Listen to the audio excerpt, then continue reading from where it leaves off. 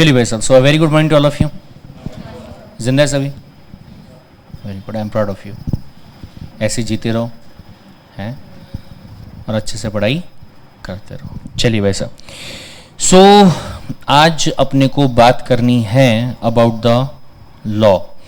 आज हम बात करते हैं भाई साहब अबाउट द थिंग जिसको नाम दिया जाता है कंपनीज एक्ट 2013। कौन से वाला एक्ट है? कंपनीज एक्ट 2013, जिसको कि आप कंपनी लॉ भी बोल सकते हैं। क्या बोल सकते हैं आप इसको? कंपनी लॉ नाम जो है वो भी आप इसको दे सकते हैं। लेकिन ध्यान से, अगर मैं ये कंपनीज एक्ट के बारे में बात करूं तो ये एक ऐसा कानून है जो कि हमारे कंट्री में जितनी भी कंपनीज बनाई जाएगी उनके ऊपर क्या रहेगा? एप्लीकेबल होगा। ठीक है। अच्छा एक बात बताओ, हमारे कंट्री में कितने लॉ है? अंदाजा? ज्यादा हो गया, मरवाएंगा क्या? 4-5 हजार ज्यादा हो गया, बट ये कह सकते हैं कि तकरीबन 1200 से ज्यादा। ठीक है, 1263 तक मुझे पता है, बट उसके ऊपर नीचे आगे पीछे हैं, एडजस्ट कर लो, बोले 19-20, गॉट द पॉइंट। लेकिन उतने भी नहीं जितने तुम बोल रहे हो। अगर 50 साल बाद की बात करूं तो अलग बात है। ठीक है, चलिए वैसा, तो उनमें से एक लॉ है आपका जिसका नाम क्या दिया गया? Companies act 2013। ठीक है। अच्छा, सब एक कंपनीज एक्ट 2013 के हिसाब से भी अगर आप बात करते हैं तो कुल मिला के 3 टाइप की बॉडीज होती हैं। कितने टाइप की बॉडीज होती हैं? 3 टाइप की, जिसमें से एक बॉडी जो है उसका नाम क्या होता है? Legislative body. क्या करती है ये? लॉ बनाने का काम करती। कौन सा लॉ? कंपनीज एक्ट 2013, यही वाला लॉ बनाने का काम करती है। ठीक है। अच्छा जरा बताओ तो सही, कौन है लेजिस्लेटिव बॉडी? पार्लियामेंट। अरे कानून बनाने का जो अधिकार है वो सेंट्रल लेवल पे अगर आप बात करो किसके पास में? पार्लियामेंट के पास में भाई साहब। Got the point. किसी भी लॉ को बनाने की बात आप कीजिए, अगर मैं सेंट्रल लेवल पे बात करूं तो अधिकार किसके पास में है? पार्लियामेंट। वही रहेगा सर, हमेशा वही रहने वाला। Got the point. ठीक है साहब। अच्छा दूसरी बात, सब बोले सेकेंड लेवल पे जो आपकी बॉडी आती है उसको नाम दिया जाता है कौन सी बॉडी? Executive body. कौन सी वाली बॉडी? सर ये क्या होता है? जो लॉ को एग्जीक्यूट करने का काम करती है, जो लॉ के हिसाब से क्या बोले उस चीज को, चीजों को प्रॉपर्ली इंप्लीमेंट करवाने का काम करती है, या फिर जो लॉ को इंप्लीमेंट करवाने का काम करती है उसे कहा जाता है executive body. Sir executive body का कोई दूसरा नाम है क्या? Very good, administrative body. Got the point. Sir companies act 2013 के हिसाब से कौन है? एमसीए। सर हमने कहा था अगर आप एग्जीक्यूटिव बॉडी की बात करते हैं, एडमिनिस्ट्रेटिव बॉडी की बात करते हैं, तो जितनी भी मिनिस्ट्रीज हैं, जो डिपार्टमेंट्स बनाए गए हैं, वो एक्चुअल में एग्जीक्यूटिव बॉडी का काम करते हो। ठीक है। लेकिन सर अभी यहां पे अपन हो गए स्पेसिफिक, अभी अपन जनरल नहीं रहे। We are just not talking about laws, we are talking about company law. Got the point. जब आप कंपनी लॉ के बारे में बात करते हो तो यहां पे आपको स्पेसिफिक बॉडी के बारे में बात करना पड़ेगा। वो कौन है? MCA, ministry of corporate affairs. Got the point. लेकिन सर सोचने की बात यह है कि अगर मैं एमसीए की बात करूं, मिनिस्ट्री ऑफ कॉर्पोरेट अफेयर्स के बारे में अगर मैं बात करूं, तो सर ये तो सेंट्रल लेवल पे हो गया। सब माना कि इंडिया बहुत बड़ा नहीं है पर छोटा भी तो नहीं है ना, है? और जनसंख्या के हिसाब से तो बिल्कुल भी छोटा नहीं है। बोले चाइना को टक्कर देने का एकदम कगार पे अपन, क्रॉस करने ही वाले बहुत जल्दी, बराबर है। तो सर ऐसे केस में क्या मैं कह सकता हूं कि हमारे कंट्री में लोग ज्यादा हैं तो कंपनीज भी ज्यादा होंगी? तो क्या कर दिया गया? रीजनल बेसिस पे आरडी अपॉइंट कर दिए गए। कौन से बेसिस पे? पूरा लिख देता हूं मैं यहां पे। ठीक है, रीजनल डायरेक्टर्स। सर कितने हैं? कितने हैं regional directors? Any idea? No idea? कोई बात नहीं, गेट द आइडिया। रीजन का मतलब क्या होता है भाई साहब? North, south, east, waste. 4 तो पक्के हैं सर, वो बात की बात है। सब बोले आरडी कितने हैं वो हमको नहीं पता टोटल, लेकिन इतना पक्का है 4 तो होंगे सर, हैं? सर बोले आप ना चाहे इंडिया में कोई चीज की बात कर लो, दिल्ली में, मुंबई में, चेन्नई में, कोलकाता, मिलना ही मिलना है ना? चाहे किसी की भी बात करो आप, चाहे आप ये डिपार्टमेंट की बात कर लो, कोई और डिपार्टमेंट की बात कर लो, ये 4 मेट्रो सिटीज में तो मिलना ही मिलना है। क्यों? 4 दिशाएं हैं सर, 4 रीजन है हमारी कंट्री के। Got the point? अच्छा बताओ जरा कि अगर मैं नॉर्थ की बात करूं तो नॉर्थ में किधर होगा भाई साहब? दिल्ली में होगा। दिल्ली बोल दो, न्यू दिल्ली बोल दो, चलेगा। ठीक है, फिर उसके बाद में साउथ की बात करेंगे तो चेन्नई। अरे बड़े होशियार हो आप तो। यस और no? Feel confident about yourself man, right? फिर उसके बाद में अगर वेस्ट की बात करूं तो मुंबई। अच्छा, और ईस्ट की बात करूं तो कोलकाता।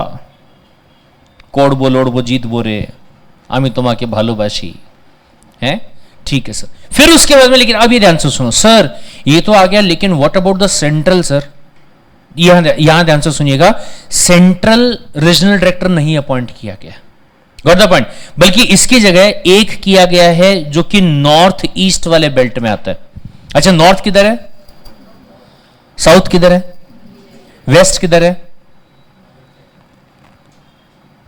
तेरा लेफ्ट की मेरा लेफ्ट, जो भी है। ठीक है, कौन सी साइड में? इस साइड में। Got the point? और अगर मैं ईस्ट की बात करूं तो ये वाले साइड में। Got the point? Sir north east मतलब नॉर्थ ईस्ट सर, इधर वाले बेल्ट में नेपाल के आजू बाजू अरुणाचल प्रदेश हो गया, फिर सिक्किम वगैरह हो गया, वो सब चीज आती, राइट? तो ध्यान से सुनो भाई साहब, वहां पे अगर मैं अरुणाचल प्रदेश में बात करूं तो एक जगह आती है जिसका नाम है शीलोंग। कौन लॉन्ग? शी इज लॉन्ग, बराबर है। शिलोंग करके जगह है, वहां पे आपको क्या मिलेगा? आपको रीजनल डायरेक्टर का ऑफिस जो है वो मिलेगा। Understood the point? ठीक है साहब। फिर उसके बाद में अगर मैं जाऊं साउथ, अगर मैं जाऊं साउथ ईस्ट में, कहां जा रहे अपन? ईस्ट साउथ है। हैदराबादी बिरयानी वहां क्या मियां? हैदराबाद की बिरयानी नहीं खाई तो क्या खाया तुमने? कहां पे? हैदराबाद में। Got the point? और फिर उसके बाद में अगर आप बात करेंगे साउथ वेस्ट, कहां की बात करेंगे? South west. सर उधर में कौन? South west Gujarati, Ahmedabad. Understood the point भाई साहब? ये समझ में आया क्या? क्या हो जाएगा? नॉर्थ वेस्ट हो जाएगा कि साउथ वेस्ट हो जाएगा? अच्छा ठीक है भाई साहब, मेरा ये कमजोर है हिस्ट्री, पर लॉ पक्का है। ठीक है, 1 मिनट।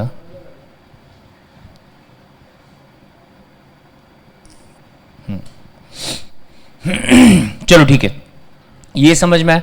तो कुल मिला के इतने क्या हैं? Regional directors. कितने हैं? 7। कहां कहां पे हैं? न्यू दिल्ली, चेन्नई, मुंबई, कोलकाता, शिलोंग, हैदराबाद, अहमदाबाद। ये समझ में आया? ठीक है। लेकिन सर अगर बोले आप इसके नीचे की बात करते, ये तो सर आपने रीजन की बात कर दी, लेकिन अगर आप रीजन के नीचे की बात करते हो तो रीजन के नीचे भी वहां पे आपको क्या मिलेंगे? ROCs मिलेंगे। क्या मिलेंगे आपको? ROC, registrar of company. Sir आपकी कंपनी को अगर रजिस्टर करना होगा आपको उनके पास जाके करना पड़ेगा। अगर आप अपनी कंपनी को रजिस्टर करने के बाद में जो भी आपको कंप्लायंसेस करने, जैसे एक नॉर्मल मैं आपको आइडिया देता हूं, अपन ने कल मीटिंग लिए थे, कौन सी? मेंबर्स की और मैनेजमेंट की, बराबर है? या बोल दीजिए मेंबर्स की या फिर डायरेक्टर्स की मीटिंग अपने लिए थे, बोर्ड की मीटिंग अपने लिए थे, राइट? सर आपके यहां मीटिंग हुई कि नहीं हुई इसके बारे में बताना पड़ेगा आरओसी को। फाइलिंग, एनुअल फाइलिंग, साल में कई बार आपको क्या करना पड़ता है? फाइलिंग करना पड़ता है। दूसरी बात ये, आपने कहा सर हमने अकाउंट्स बनाए, क्या बनाए? साल खत्म हो गया, साल खत्म होने के बाद में अकाउंट्स को हमने प्रिपेयर किया। हालांकि अकाउंट साल भर बनते रहते हैं, लेकिन फाइनलाइज किया हमने। ठीक है, फाइनलाइज करके ऑडिट करवाया। सर ऑडिटेड वाले अकाउंट्स को आरओसी के पास में फाइल करना पड़ेगा साहब। ये समझ में आया? सर बोले कल को जाके हमने अगर कंपनी के कैपिटल को चेंज कर दिया तो बताओ आरओसी को। सर वो रजिस्टर्ड ऑफिस ये चौक से वो वाले चौक पे चेंज किया तो बताओ आरओसी को। अगर पॉइंट कंपनी में कुछ भी कर रहे होंगे जिससे कि किसी का भी इंटरेस्ट इफेक्ट हो सकता है, तो अलग अलग जगहों पे चीजें आपको दी गई कि आपको आपके आरओसी को बताना पड़ेगा। अब क्या मैं यहां पे कह सकता हूं कि भाई साहब अगर आप इंडिया में कंपनीज के बारे में बात करते हैं तो 10 लाख से भी ज्यादा कंपनीज है भाई साहब। और अभी जब से ये स्टार्टअप इंडिया का फंड आया है, जब से ये डिजिटल इंडिया का फंड आया है, आत्मनिर्भर भारत का फंड आया है, और कंपनीज बढ़ते जा रही है। और ओपीसी वाला फंड आया तो उसके बाद तो और भी बढ़ती जा रही है। Got the point? तो नंबर ऑफ कंपनीज बढ़ते जा रही है। क्या एक आधे आरओसी से काम चलेगा? नहीं चलेगा, राइट? तो अभी ध्यान से सुनिएगा। सब बोले आरओसीज जो है ना, इसको बोले आप दो कैटेगरीज में डिवाइड कर सकते हैं। कितने कैटेगरी में? एक आरओसी होता है जो कि सीआरसी वाला आरओसी रहेगा। कौन सा आरओसी? Central registration centre. कौन सा? Central registration centre. सर ये एक ऐसा आरओसी है जिसके पास में चाहे आप कंपनी जम्मू कश्मीर में बना रहे होंगे, चाहे आप कंपनी कन्याकुमारी में बना रहे होंगे, चाहे आप कंपनी 0 माइल नागपुर में बना रहे होंगे, चाहे आप कंपनी अहमदाबाद में बनाओ, और चाहे आप अपनी कंपनी कलकत्ता में बनाओ, बराबर है। अगर आपको आपकी कंपनी का नाम चाहिए, आपको सेंट्रल रजिस्ट्रेशन सेंटर पे जाना पड़ेगा और वहां से नाम को अवेलेबल करवाना पड़ेगा। यह समझ में आया क्या? सर ये फंडा ना बहुत पहले नहीं हुआ करता था। पहले कैसा था, आपको अगर नाम वाम भी चाहिए ना, आपके यहां का जो आरओसी रहेगा उसके पास जाओ, बराबर है। लेकिन पंगा था सर, उसमें पंगा क्या था सर, पहले वाले टाइम की अगर आप बात करोगे तो डिजिटलाइजेशन उतना ज्यादा नहीं होता था, है? उसका कांड क्या हुआ? कांड ये हुआ, रिलायंस नाम से 50 कंपनी बन गई। नॉट एग्जैक्टली रिलायंस नाम से, लेकिन सर मुंबई आरओसी के पास में अगर किसी नाम से कोई कंपनी आपने रजिस्टर करवा रखी है, इसके बारे में किसको सपना आएगा भाई? किसको पता चलेगा उस चीज के बारे में? चलेगा क्या? नहीं चलेगा। तो मैं दिल्ली आरओसी के पास में गया, वहां जाके मैंने अपनी कंपनी मतलब वही नाम से रजिस्टर करवा ली, राइट? तो यहां पे गवर्नमेंट ने क्या सोचा, there should be a central database. क्या रहना चाहिए? सेंटर। आज के टाइम पे तुम जाओ जीमेल पे, बराबर है, और जीमेल पे तुम सर्च करो प्रवीण चौधरी @gmail, वो चुप कर, चेंज कर उसको, ऑलरेडी लिया हुआ है ये नाम। सुंदर पिचाई वहां से बोलता है? फिर अपने चेंज किया, प्रवीण चौधरी 007 बॉन्ड्स, फिर भी वो अबे चेंज कर bond, this name is already taken है। क्यों ऐसा? एक जगह पे डेटा क्या है, मेंटेन्ड है। उससे क्या होगा, जब भी आप वो नाम लेने की कोशिश करोगे तो डेटा जो रहेगा, आपका जो डेटाबेस रहेगा, वो ऑटोमेटिकली वहां पे एल्गोरिदम वगैरह लगा के बता देगा ये नाम ले चुके हैं, ये नाम अवेलेबल है। Is this point clear? तो अपन को वहां पे प्रवीण चौधरी नाम का जीमेल आईडी चाहिए था, अपन ने क्या किया, कंपनी सेक्रेटरी कर डाला। अभी अपना जीमेल आईडी क्या है, cspraveenchaudhary@gmail.com हाइट्स, बराबर है क्या? जो भी है। तो अभी कहने का मतलब मेरा क्या है, सेम चीज कंपनी पे एप्लीकेबल हो गया। आप जो नाम को लेना चाहते हैं, क्या वो रजिस्टर्ड ट्रेडमार्क को इन्फ्रिंज कर रहा है क्या वो किसी दूसरी कंपनी के नेम से सिमिलर है क्या गवर्नमेंट के हिसाब से वो अनडिजायरेबल है क्या? अगर हां, वहीं पे लिख के आ जाएगा this name is not available. और ये ऑप्शन नहीं होता कब, जब आपको अलग अलग आरओसी के पास में जाना होता। मुंबई वाला अपने आरओसी के पास में जा रहा है, महाराष्ट्र वाला, गॉट द पॉइंट, एमपी वाला अपने आरओसी के पास में जा रहा है, तो शायद नहीं मिला होता। Got the point? तो क्या कर दिया भाई साहब कि जब आप कंपनी को इनकॉर्पोरेट करने की बात कर रहे हो, तो चाहे आप कंपनी कहीं पे भी इनकॉर्पोरेट कर रहे होंगे, इनिशियल काम किसके पास में करना पड़ेगा? सीआरसी के पास। सीआरसी का फुल फॉर्म क्या बताया? सेंट्रल रजिस्ट्रेशन सेंटर, आरओसी पूरा नाम।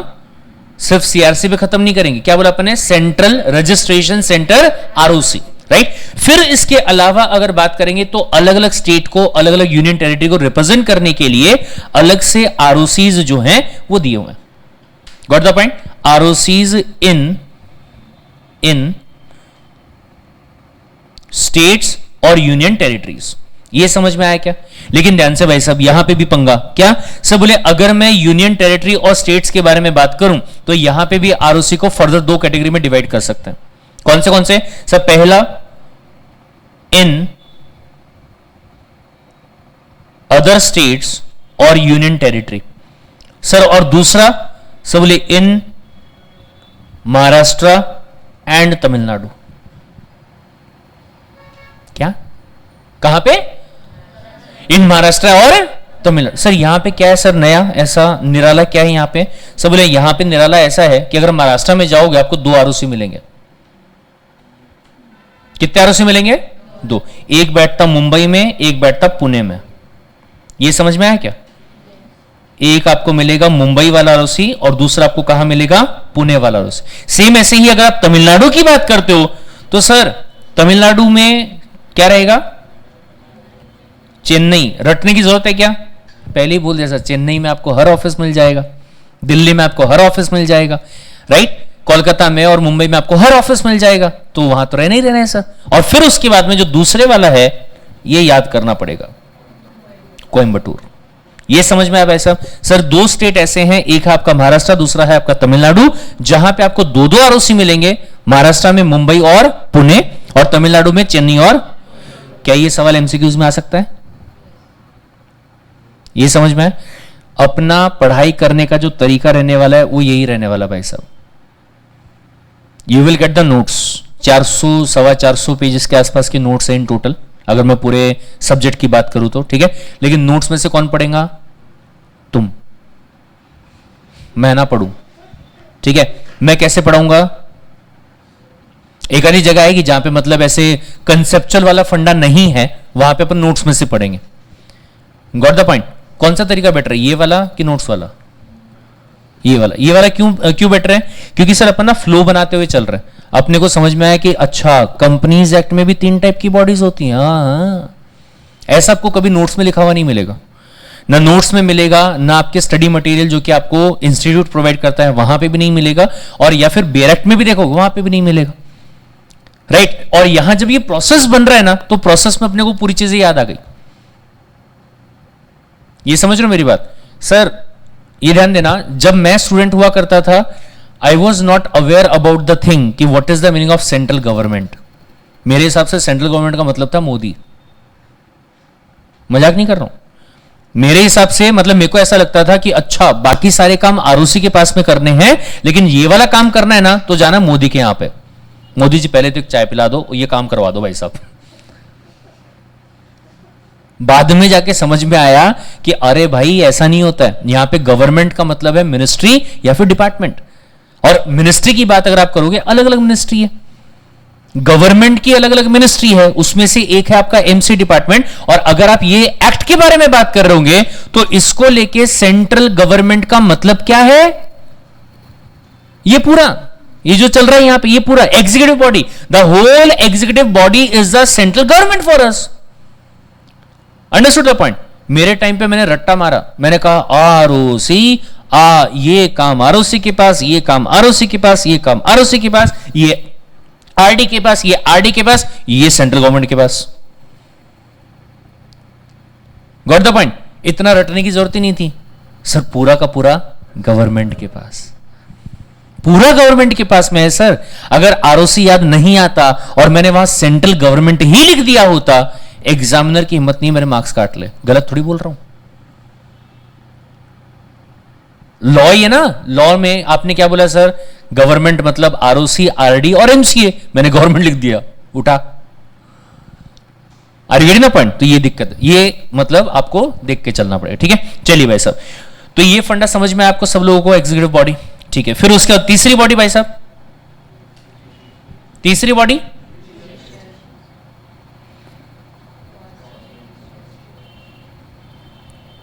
कौन सी body? Quasi judicial body. Understood the point? सब बोले ये वाली जो बॉडी है ना वो होती, बोले 2।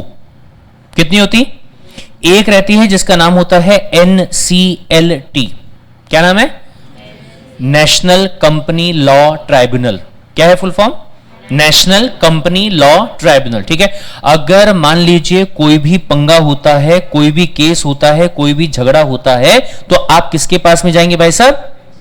एनसीएलटी के पास। अच्छा सर पंगा किसके बीच में हो सकता है जरा बताओ तो? कंपनी, कंपनी का पंगा हो सकता है, कंपनी, ठीक है? और कुछ?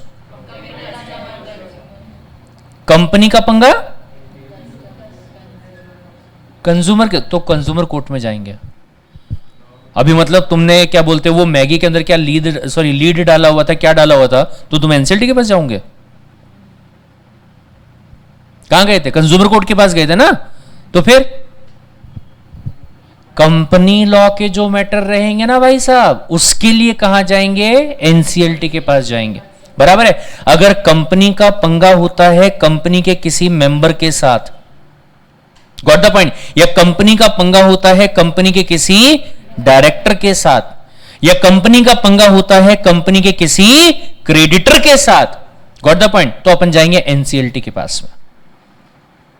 कंज्यूमर की जहां आपने बात कर दी सर, वो तो कंज्यूमर एक्ट लग गया ना सर, कंज्यूमर एक्ट 2019 वो वाला लग जाएगा। तो आपको उसके हिसाब से कहां जाना पड़ेगा? कंज्यूमर फोरम के पास में जाना पड़ेगा, आपको यहां नहीं जाना पड़ेगा। Is this point clear? अच्छा आगे सुनो भाई साहब। सब बोले कंपनी जो है, क्या बात कर रहे हैं, आरओसी के होता है कैसा? मतलब इतनी हिम्मत कि गवर्नमेंट के अगेंस्ट में केस कर रहे हो? सब जब गवर्नमेंट के अगेंस्ट में लाखों किसान वहां रोड पे बैठ सकते हैं, केस करने की कैसी बातें कर रहे हो सर? आराम से कर सकते हैं। और ध्यान से सुनो, हमारे इंडिया के अंदर अगर मैं जुडिशरी सिस्टम की बात करूं तो इट इज टोटली इंडिपेंडेंट। क्या है? गवर्नमेंट के अंडर काम नहीं करते भाई साहब। शायद आपने कभी न्यूज वगैरह में सुना होगा, सुप्रीम कोर्ट ने लगाई सरकार को फटकार। क्या बात कर रहे हो सही में? अच्छा चलो बोले सुप्रीम कोर्ट ने लगा भी दी होगी, कई बार हाई कोर्ट ने लताड़ा गवर्नमेंट को, ऐसे ऐसे लैंग्वेज यूज करते हो न्यूज चैनल वाले, हाई कोर्ट ने लताड़ा गवर्नमेंट को। क्या बात कर रहे? गवर्नमेंट को ही डांट दिया बोले।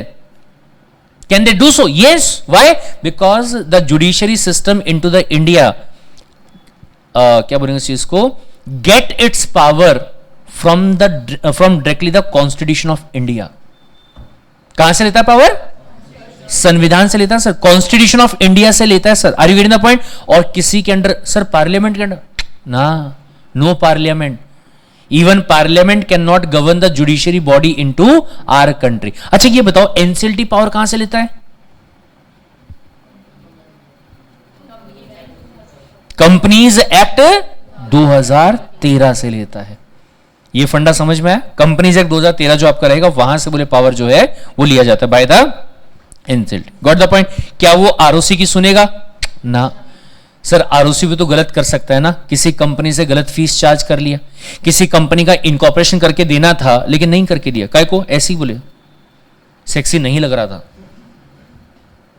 हो सकता है यस और नो, राइट? या फिर हो सकता है किसी बिजनेस टाइकून ने जो आरओसी इंडिविजुअल वहां पे बैठा है उसको बोल दिया ये नाम से कंपनी बनाने का मैं सोच रहा हूं, मोटा भाई देने का नहीं। अब मोटा भाई साहब समझ गए होंगे किसकी बात कर रहा हूं, बराबर है? ऐसा भी तो हो सकता है ना, राइट? तो भाई साहब अभी मैंने पूछा कि ये नाम क्यों नहीं मिल रहा है, आरओसी ने बोला ऐसे ही, मेरी मर्जी।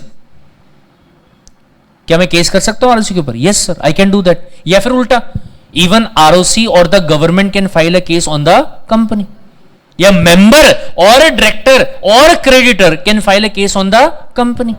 Is this point clear? ये ध्यान से सुनो, हम यहां पे ये नहीं ढूंढ रहे कि किसी ने क्राइम कर दिया। हम क्या बोल रहे हैं?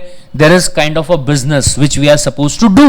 वो बिजनेस करते टाइम पे हमारा कहीं तो भी कोई नुकसान हो गया है, हमको वो नुकसान की भरपाई चाहिए।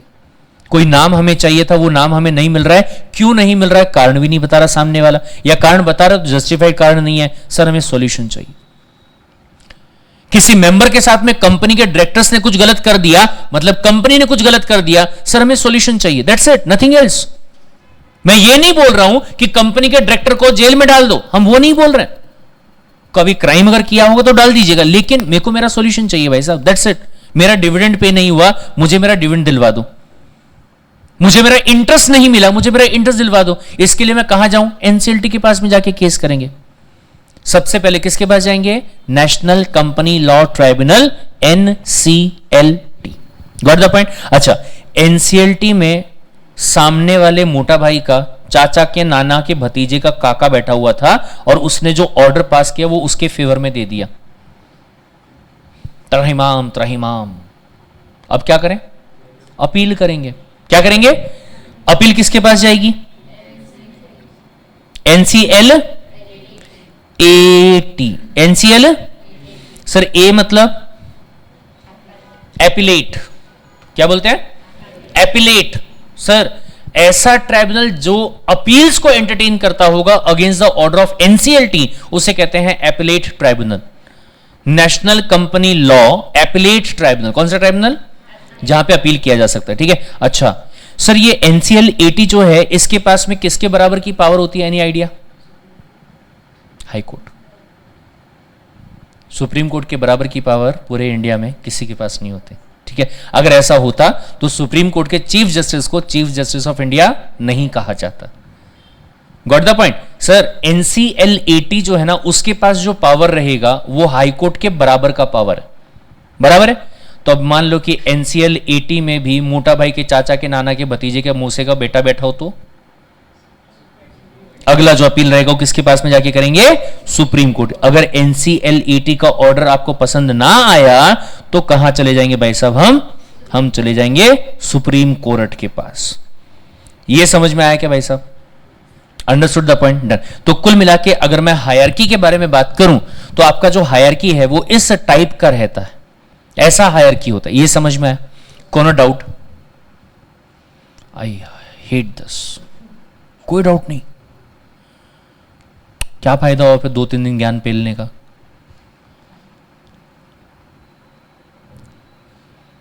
No doubt? तो मेरा डाउट क्लियर करोगे? If you don't have doubt then you should answer my doubt. Sir ये इतना प्यार आपको क्यों आया, मतलब ये ऐसा एक्स्ट्रा आपने वर्ड क्यों लिखा यहां पे? What do you mean by the similar? अगर सिमिलर है तो जुडिशियल बॉडी क्यों नहीं लिखा? ओरिजिनली मतलब चाइना से लाए क्या? Works like that, what do you mean by that?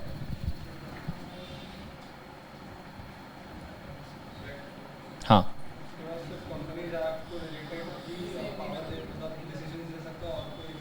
बिल्कुल सही बात।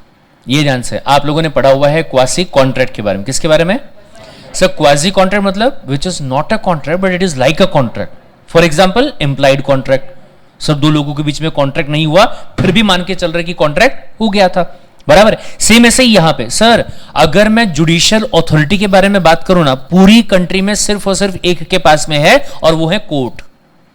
एक का मतलब मेरा कोर्ट्स कैटेगरी बता रहा हूं, ठीक है। किसके पास में? सिर्फ कोर्ट्स के पास में, राइट। लेकिन सर बहुत पुराने जमाने की बात है, काफी पहले की बात है। एक वो ना एक आया, कुछ तो भी आया था उसमें ना एक आदमी 2.5 किलो के हाथ वाला बोला सर कोर्ट में हमें क्या मिलता है? तारीख पर तारीख, तारीख पर तारीख, तारीख पर तारीख है। तो गवर्नमेंट बात तो सही है बोले कोर्ट के पास में इतना सारा काम है तो ऐसे केस में अगर हर चीज के लिए 1200 केसेस के अगर केस 1200 लॉस के हिसाब से अगर केस कोर्ट के पास में आए तो तारीख के मिला और क्या मिलेगा तुमको?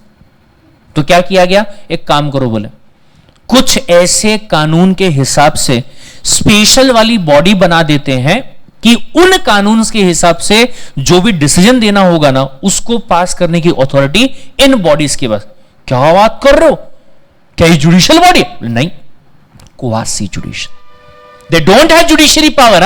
यानी कि अगर आपका सिविल वाला मैटर होगा तो मुंह उठा के उधर मत चले जाना। अगर आपका जो मैटर है वो कंपनीज एक्ट 2013 और एनी अदर स्पेसिफाइड लॉ, सिर्फ कंपनीज एक्ट नहीं है, ऐसा इसके लिए बोल रहा हूं मैं। रीजन बीइंग एक और कानून है, आप अभी नहीं पढ़ोगे, आगे चल के पढ़ोगे फाइनल में। नाम दिया गया है इंसॉल्वेंसी बैंक्रप्सी कोड 2016।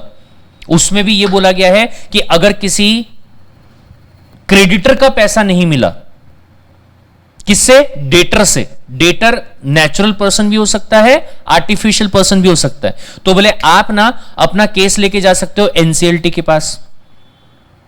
ऐसा उस लॉ ने भी बोला। इसलिए मैंने यहां पे क्या बोला? सर ऐसी बॉडी जिसके पास में हर किसी केस को एंटरटेन करने की अथॉरिटी नहीं है बल्कि प्रोवाइड किए गए स्पेसिफिक लॉ के हिसाब से जो केसेस रहेंगे ना उसको ही एंटरटेन करने की अथॉरिटी है, उसे कहा जाता है quasi judicial bodies. NCLT quasi judicial. DRT डेप्ट रिकवरी ट्राइब्यूनल, क्या नाम है? अभी काम नहीं आएगा, आगे कभी चल के आप पढ़ोगे उस चीज को। ये भी उसके अंदर दिया हुआ आपका कौन सा? इंसॉल्वेंसी बैंक्रप्सी कोड, ठीक है। अच्छा सर ये कंज्यूमर फोरम वगैरह क्वासी जुडिशियल बॉडीज क्यों? सर एक्ट बनाया गया है, अलग से नाम है कंज्यूमर प्रोटेक्शन एक्ट 2019, उसके हिसाब से जो केसेस रहेंगे ना उसको वो एंटरटेन करता है। Got the point? Sir CAT उसको कॉम्पैट भी बोलते हैं, कमीशन सॉरी क्या बोलते हैं उसको यार, हाँ कॉम्पिटिशन एपलेट ट्राइब्यूनल। कौन सा? सो बोले आपका जो मार्केट है उसमें ना कार्टेल वगैरह नहीं बनने चाहिए। कार्टेल समझते हो ना? कार्टेल स्कैम देखा नहीं देखा? संडे को जब देखोगी तो उसमें कार्टेल वर्ड पे ध्यान देना। लोगों ने मिलकर आपस में कार्टेल बनाया। जैसे कार्टेल क्या बीमारी होती है? कुछ ऐसे बिजनेस एंटरप्रेन्योर होते हैं आपस में एसोसिएशन बना लिया अनऑफिशियल वाला। कौन से वाला? काइंड ऑफ ऐसे ही, मतलब इनफॉर्मल ज्वाइन कर लिया और ये बोला ये वाली चीज अपन बेचेंगे, इतने से कम प्राइस में नहीं बेचेंगे बोले, जैसे union, but illegal union, registered वाली नहीं है, ऐसे ही बना ली जिसके बारे में किसी को पता नहीं है। ठीक है, जैसे प्याज, बराबर है, जुलाई में स्टोर करना चालू करते बोले जब बारिश आएगी प्याज की कमी हो जाएगी उस टाइम पे बोले अपन निकालेंगे आराम से, जब प्राइस कितना चला जाएगा सोने से भी महंगा हो जाएगा। Got the point? उस टाइम पे निकालेंगे। तो ऐसी चीजों को कार्टेल कहते हैं। और इससे क्या होगा सर? इससे मार्केट में जो कंपटीशन होता है हेल्दी वाला, उसके ऊपर एप्रिशिएबल एडवर्स इफेक्ट क्रिएट होगा। अगर ऐसा होता है तो भाई साहब जिसको इस चीज से नुकसान हुआ वो बंदा जा सकता है सबसे पहले सीसीआई के पास, कंपटीशन कमीशन ऑफ इंडिया, बराबर है सर। उसकी पावर किसके बराबर की है? एनसीएलटी के बराबर की है। और अगर सीसीआई के ऑर्डर से आप सेटिस्फाइड नहीं होंगे आप जा सकते हैं कैट के पास। है सब, हमारे घर में बिल्ली है, बिल्ली नहीं, कंपटीशन एपीलेट ट्राइब्यूनल। नाम क्या है? Competition appellate tribunal. Got the point? तो सर ये ऐसे अलग अलग कानून के हिसाब से अगर जुडिशियरी सिस्टम के लिए कोई अलग से बॉडी बनाई गई होगी जिसके पास में सिर्फ और सिर्फ उसी लॉ के हिसाब से डिसीजन देने का अधिकार होगा, उसे नाम दिया जाता है quasi judicial bodies. Got the point? And they are not judicial body. ये समझ में आया क्या भाई साहब? Understood the point? डन। चलिए इसके बारे में मैं आपको एक बार लिख के भी बता देता हूं। नहीं आया? कहां आया? यार भावनाओं में मत भो भाई, ऐसा नहीं है। सुप्रीम कोर्ट जो है वो क्वासी जुडिशियल बॉडी नहीं है, सिर्फ और सिर्फ आपका एनसीएलटी और एनसीएलएटी जो है सिर्फ वही है।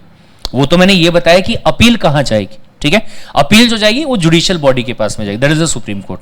ठीक है, ऐसे तुम सबके सामने लो मत मेरी। चलिए क्या बोला अपन ने कहा कि NCLT and NCLAT both are not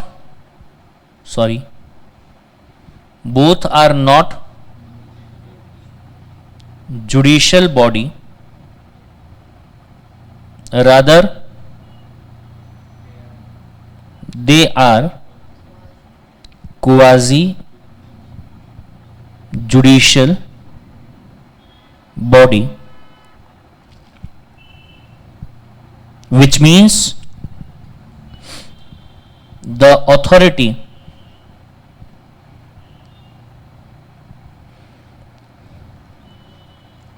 which have power to entertain or try the cases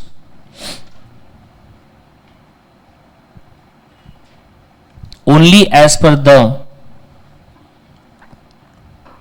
specified act, only as per the specified act, whereas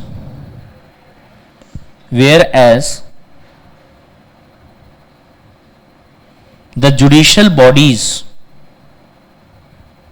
that is courts in India,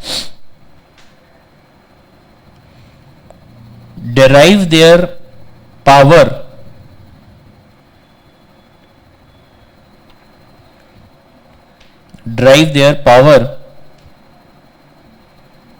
directly from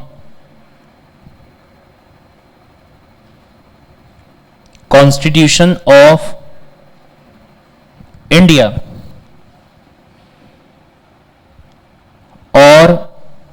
CPC, CrPC और IPC. CPC civil procedure code, CrPC criminal procedure code, IPC Indian penal code. Understood the point? चलिए भाई साहब ये चीज को लिख लीजिए आप।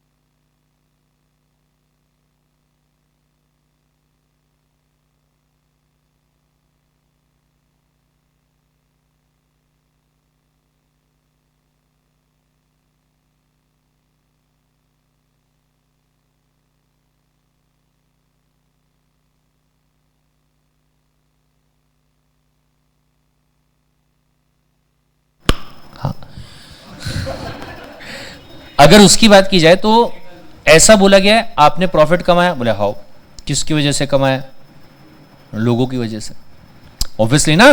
अब सोचो इस दुनिया में कोई नहीं होता तो क्या कंपनी प्रॉफिट कमा पाती, अब बेचती किसको, बराबर है। तो बोले जो सोसाइटी से आपकी कंपनी ने प्रॉफिट कमाया है उसको रिटर्न तो देना पड़ेगा ना, उसको क्या देना पड़ेगा, उसको रिटर्न देना पड़ेगा, गॉट द पॉइंट। तो यहां पे रिटर्न देने की बात जो है ना वो यहां पे करी गई है, और सीएसआर एक्टिविटी की बात की। अच्छा ऐसा है का, ठीक है। मैं देखा बोले एक आदमी है गुजरात में, हर दिवाली पे डायमंड मर्चेंट है, अपने एम्प्लॉयज को फ्लैट देता है बोले, एक हर एम्प्लॉय को एक फ्लैट एक Mercedes car. Have you heard about it? क्या बात कर रहे, सच्ची? नहीं सुना, सर्च करना एक बार। There is a person in Gujarat Surat, मतलब उसके 250 एम्प्लॉयज हैं, 250 एम्प्लॉयज को फ्लैट, 250 एम्प्लॉयज को जैगवार कार, मर्सिडीज भी नहीं, जैगवार। पहले मर्सिडीज दी थी एक बार, दूसरी बार जैगवार दिया सीधा, डायमंड मर्चेंट है कुछ तो भी हो, ठीक है। कर दिया बोले सर सीएसआर ही करना था ना, अभी बोले सोसाइटी, ये भी तो बोले सोसाइटी के पार्ट है, तो यहां पे लिख के दिया हुआ है, सॉरी उसको नहीं मान सकते, उसको आप अपनी कंपनी के एम्प्लॉयज को अपने लिए लॉयल बनाने के लिए ये काम कर रहे हो ताकि वो छोड़ के ना जाए, ये समझ में आया?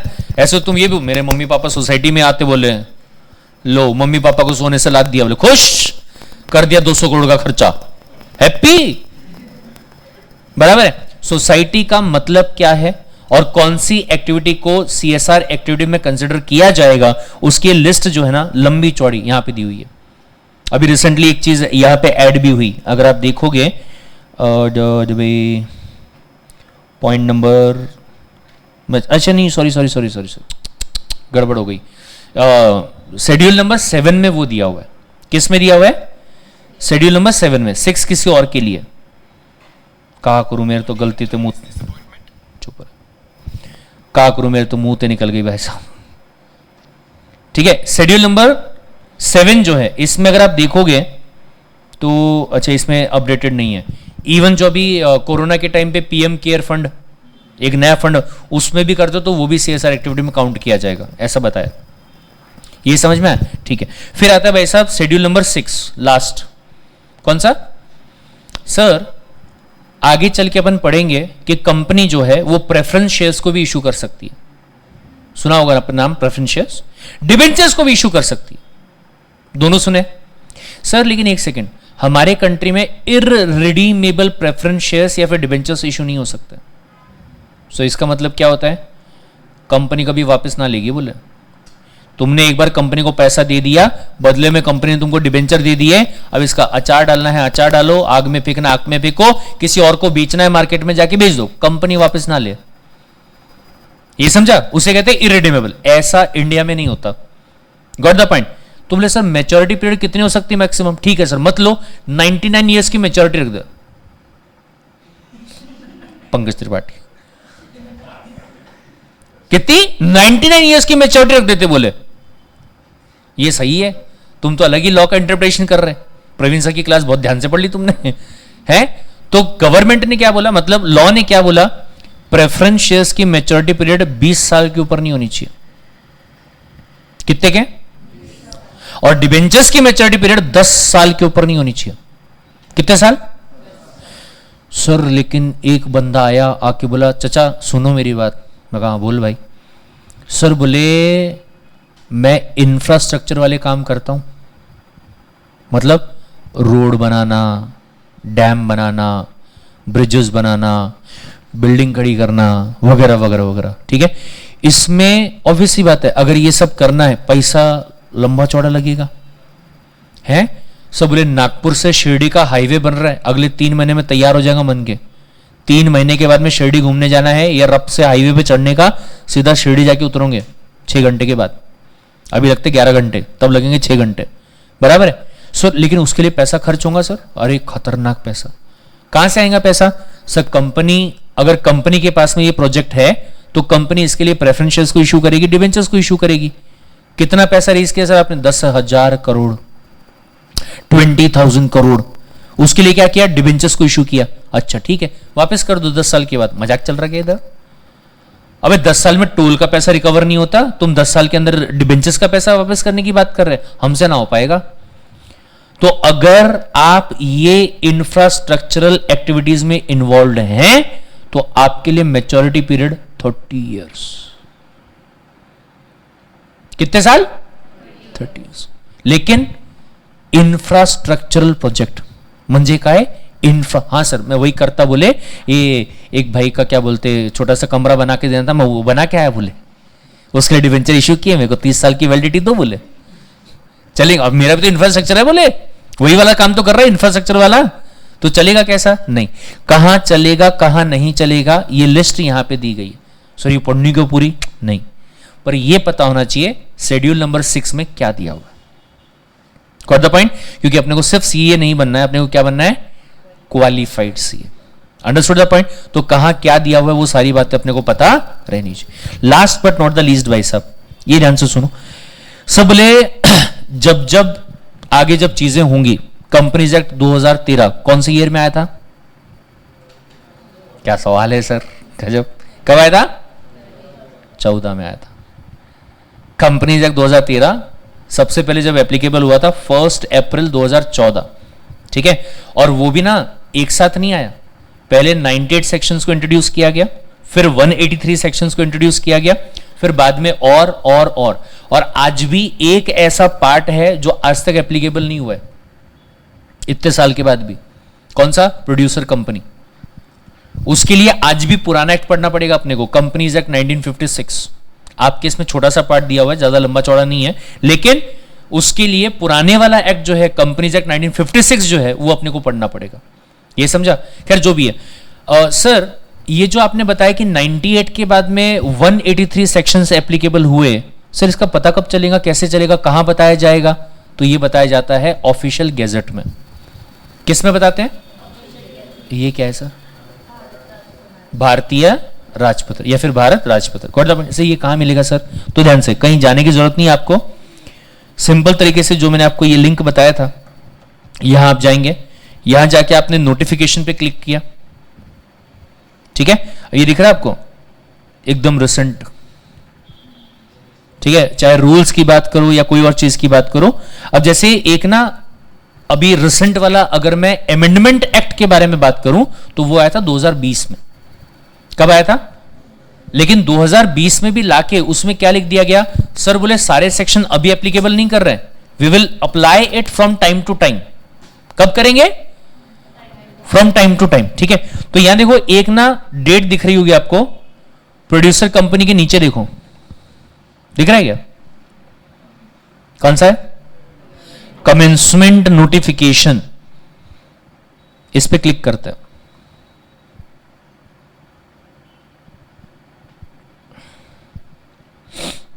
खुल जा।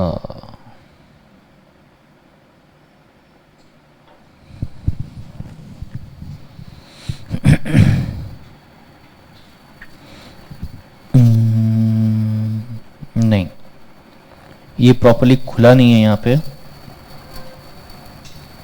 ये ठीक है ना, मैं आपको अलग से दिखाता हूं। ये शायद मैंने आपको पहले भी दिखाया, बट यहां दिखा देता हूं मैं आपको दोबारा। अगर मैं भारतीय राजपत्र के बारे में बात करूं तो ये देखिए, like this is the official gazette of India. Got the point? ये स्टेट का भी रहता है, official gazette of state of Maharashtra, official gazette of state of Karnataka, ऐसा भी रहता है, ठीक है। उसमें क्या रहता है सर? जो भी चीज होगी जिसके बारे में जनता को पता होना चाहिए। किसको पता होना चाहिए? पब्लिक को। तो एक एक घर जाके बताएंगे क्या? क्या करेंगे? न्यूज़पेपर, कितने न्यूज़पेपर में बताएगी गवर्नमेंट? भले पगला जाएंगे हम तो, हैं 10 तरीके के न्यूज़पेपर है, किस किस में जाके बताएं? तो गवर्नमेंट ने बोला हमारा न्यूज़पेपर तो ये है, तुमको पढ़ना है तो पढ़ लो, नहीं पढ़ना मत पढ़ो। ये समझा? तो this is called as official gazette of India, जिसमें कोई भी चीज, किसी भी टाइप की कोई भी चीज जो कि गवर्नमेंट से नोटिफाई हो रही है उसके बारे में यहां पे बताया जाएगा। इज दिस पॉइंट क्लियर भाई साहब? ये ऐसा आपका दिखाई देता है। Got it? चलिए भाई साहब, तो आज के लिए इतना ही करते हैं, ज्यादा ही कर लिया अपन ने कुछ, ठीक है। आज के लिए इतना ही करते हैं, मिलते हैं अगली क्लास में। Till then take care, bye.